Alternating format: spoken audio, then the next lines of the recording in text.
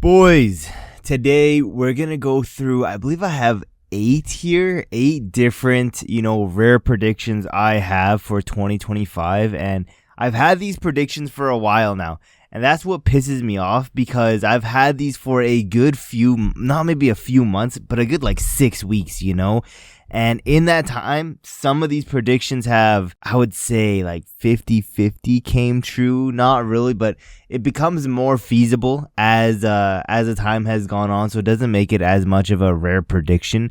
But yeah, these are my rare predictions of 2025, and I'm looking through these, and I try to get some of my, like I said, rare predictions, some that are just not some stupid ones like, I think we're gonna have, a fight night today. I think Ian Gary's gonna fight Carlos Prada. It's not stupid stuff like that.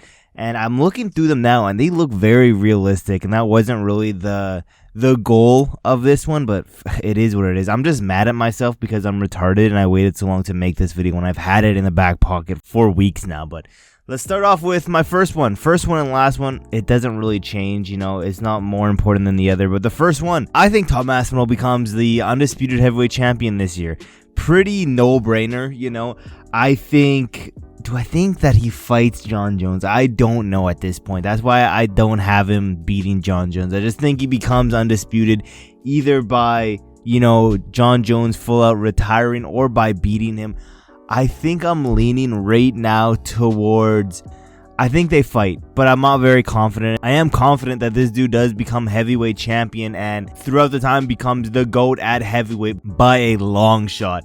And yeah, I think this is one of the no-brainers of 2025. Let's move down. Another no-brainer of 2025. But mind you, this was before I made this list, before there was even rumored that these guys were fighting each other next. But I guess it's a no-brainer because of course they would be fighting each other next. I have Chimaev getting that middleweight belt. And again, is this a hot take? Not really. But I see some people out here talking like Chimaev isn't gonna pretty much run through the division. Yes, it might be a little bit of a harder fight with DDP, but I could say pretty confidently that outside of Tom Aspinall, who am I most confident that will become a champion this year at least, it's Chimaev. Chimaev is right there with Tom Aspinall.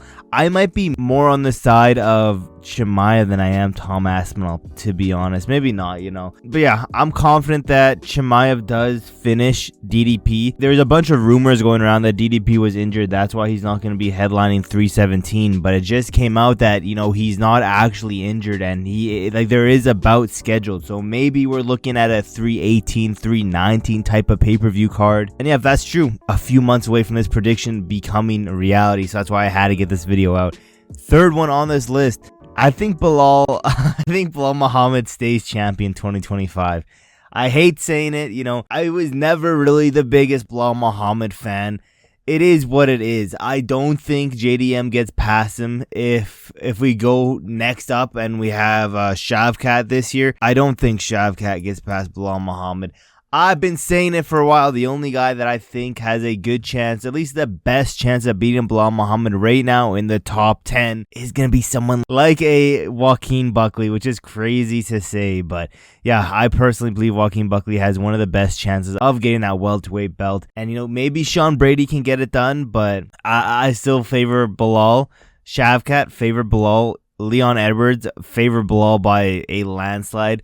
Kamaru Usman, I have to just go off of Kamaru hasn't fought and not, prime Kamaru Usman, so I think Belal gets it done. Like I said, JDM, I don't think he gets it done.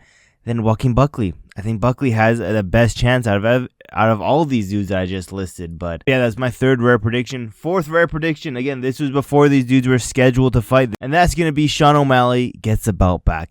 I've been saying that I don't think Sean gets the belt back. I low-key think he has a good chance of getting the belt back ever since this dude went on a, hiatus of the sport. Not really the sport, but more of social media. We're just going to have a rejuvenated Sean O'Malley, in my opinion. And, word for word, he says, he hasn't been jorking the peen once this fight camp. That's just recipes for a good thing. So we're a few weeks out from this pay-per-view card, like a month and a bit. But, again, I think O'Malley gets it done. I think, see, now I have to stick by this. But yeah, I'm going to stick by that O'Malley gets it done. Is it close? Yes. Does he still get it done? I think so. I think he does.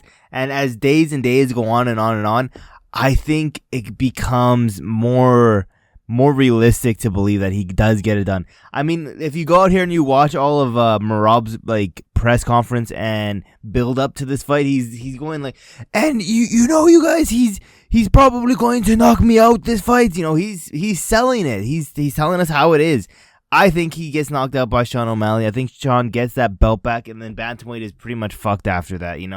I think a lot of these divisions are getting pretty fucked, especially recently with some of these champions. But that's a whole different video for another time. But yeah, those are all of the becomes champion talks, I believe, except for the very end. Let's go into some rankings. Lightweight ranking. I have right now what is he right now? The 8th ranked dude. Previously ranked number 11th ranked guy. I have Paddy Pimblett entering in the top 5 this year. I think they're gonna give him someone like a Dustin Poirier. As time goes on, I could see them doing, a Justin Gaethje, Charles Oliveira match. I think regardless, his next fight, he's gonna get into the top 5 and he's gonna win that fight. We're only 4 months into this year. Let's say 5 months, because we're a few days away from being 5 months in. We're 5 months into the year, not even halfway through, and pretty much Paddy just needs to fight one more time, and I guarantee it's gonna be a high-ranked opponent, and he's in the top 5. I think he enters the top 5 this year, and it's fucking crazy because that means next year he's probably going to get a title shot. But yeah, let's keep moving down. My next rare prediction, not that much of a hot take. A lot of people have this opinion. I think we're going to see UFC Netflix this year. And I think with UFC Netflix, there's going to be a bunch of good and bad coming along with it. I don't think we're going to have pay-per-views anymore. With that being said, if we don't have pay-per-views, are they going to even care about the pay-per-views anymore? Are our pay-per-views going to look like, stacked fight night cards now? I don't know. But yeah, I think we're going UFC Netflix next. I don't see us doing like a UFC, YouTube, Twitch, any of these other broadcasting big name companies. I don't see us doing many pay-per-views. I do think that pay-per-view model is dead.